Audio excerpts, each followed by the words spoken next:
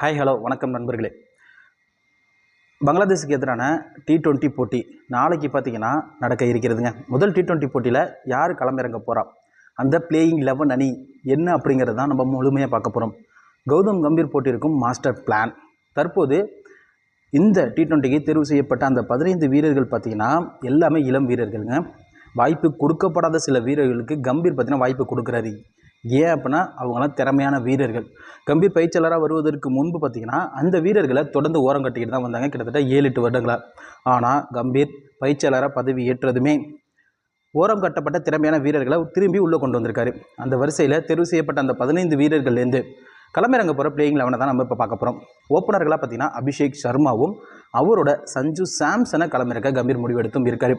Middle ஆர்டரில் நிறைய batsman இருக்கிறதுனால ஐபிஎல்லில் ஓப்பனராக களமிறங்கி நல்லா கலக்கிற சஞ்சு சாம்சன் இந்த T20 தொடரில் ஓப்பனராக களமிறங்கினா நல்லா அதிரடி காட்டுவார் அப்படின்னு அவரை நம்பி ஓப்பனராக களமிறக்க கம்பீர் முடிவெடுத்தும் இருக்கார்.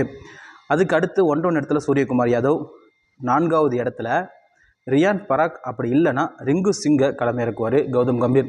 ஒரு ரைட் ஹேண்டட் ஒரு லெஃப்ட் ஹேண்டட் காம்பினேஷனில் களம் இறங்கணும் அப்படிங்கிறதுக்காக ரிங்கு சிங்கை 4வது இடத்துல களமிறக்கி 5வது இடத்துல ரியான் பராக், 6வது இடத்துல ஹர்திக் பாண்டியா, 7வது இடத்துல வாஷிங்டன் சுந்தர். மொத்தம் 3 ஆல்ரவுண்டரை மிடில் ஆர்டரில் விளையாட வைக்க கம்பீர் முடிவெடுத்தும் இருக்கார். அதற்கு அடுத்து ரவி பிஷ்னாய் மற்றும் வருண் சக்கரவர்த்தி 2 ஸ்பின்னர்களோட காம்பினேஷனில் பங்களாதேஷை எதிர்கொள்ள கௌதம் கம்பீர் பார்த்திங்கன்னா முடிவெடுத்தும் இருக்கார். அதுக்கப்புறம் பார்த்திங்கன்னா லெஃப்ட் ஹேண்டட் ஒரு பவுலர் வேணும் அப்படிங்கிறதுனால ஹர்தீப் சிங்கையும், அடுத்து 11வது வீரர் யாருன்னு பார்த்திங்கன்னா மயங்க் யாதவ்.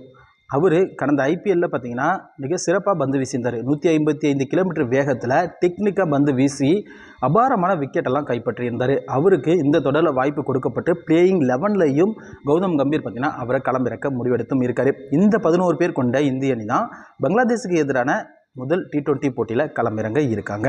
தேங்க்யூ.